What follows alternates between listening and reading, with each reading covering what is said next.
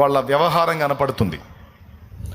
సడన్గా యుద్ధం వచ్చింది, ఇప్పుడు పోయి పొడుద్దామంటే ఎవడికి కత్తులు పదును లేవు. ఇక పదునైన కత్తితో వాడు పొడిసేడు పొడిపించుకోవడం తప్ప ఈడు పొడిసేదేం లేదు.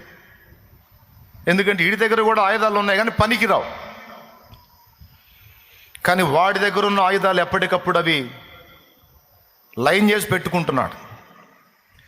మనకున్న ఆయుధాలను పనికి రాకుండా చేసి వాడి దగ్గర ఉన్న ఆయుధాలు పనికి వచ్చేటట్టు చేయటమే శత్రువు తంత్రాలలో మరొక తంత్రం. దీనికి స్పష్టమైన నిరూపణ ఫిలిస్తీయులు చేసిన కుట్ర. స్పష్టంగా మనం వచనం చదువుకున్నాం. ఇప్పుడు దేవుడు మనకు కూడా కొన్ని ఆయుధాలు ఇచ్చాడు పరిశుద్ధ బైబిల్ గ్రంథములో. అయితే ఆ ఆయుధాలను ఇశ్రాయేలీయులు నిర్లక్ష్యం చేసినట్టు మనము కూడా నిర్లక్ష్యము చేయున్నట్లు వాడు మనల్ని శోధిస్తూ ఉంటాడు. దాంతో ఇప్పుడు అవసరం ఏముందిలే, అది అంత ఇంపార్టెంట్ కాదులే, ఏముందిలే. నేను పోయిన వారం కూడా చెప్పా, ఏముందిలే అనేదే పెద్ద దరిద్రం అని.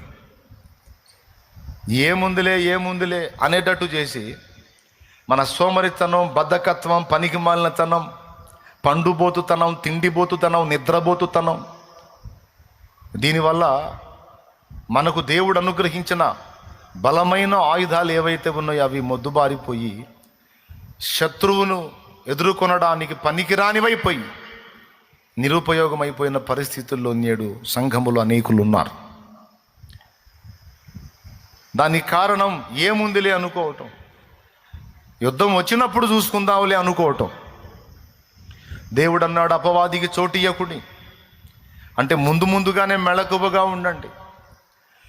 పేతురు రాసిన మొదటి పత్రిక 5వ అధ్యాయం 8వ వచనంలో అంటాడు, మీ విరోధి అయిన అపవాది గర్జించు సింహం వలె ఎవరిని మృంగుదునా అని వెదకుచూ తిరుగుచున్నాడు. నిబ్బరమైన బుద్ధి గలవారై మెళకువగా ఉండండి అన్నాడు.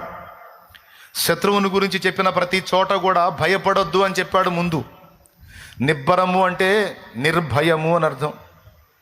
అంటే భయము లేకుండా ధైర్యముగా ఉండండి అని చెబుతూనే భయపడకండి, వాడు మిమ్మల్ని వెతుకుతూ తిరుగుతున్నాడు, ఎప్పుడు దొరుకుతారా, ఎక్కడ దొరుకుతారా, ఏ పాయింట్లో దొరుకుతారా మింగుదామని, లైఫ్ లేకుండా చేద్దామని వాడు వెతుకుతూ తిరుగుతున్నాడు. వాడు అదే పనిలో ఉన్నాడు. అయితే మీరు భయపడొద్దు కానీ మెళకువ కోల్పోవద్దు అంటున్నాడు. చురుకుగా ఉండండి, తెలివిగా ఉండండి, వివేచన కలిగిన వారై యుద్ధమునకు ఎల్లప్పుడూ సంసిద్ధులై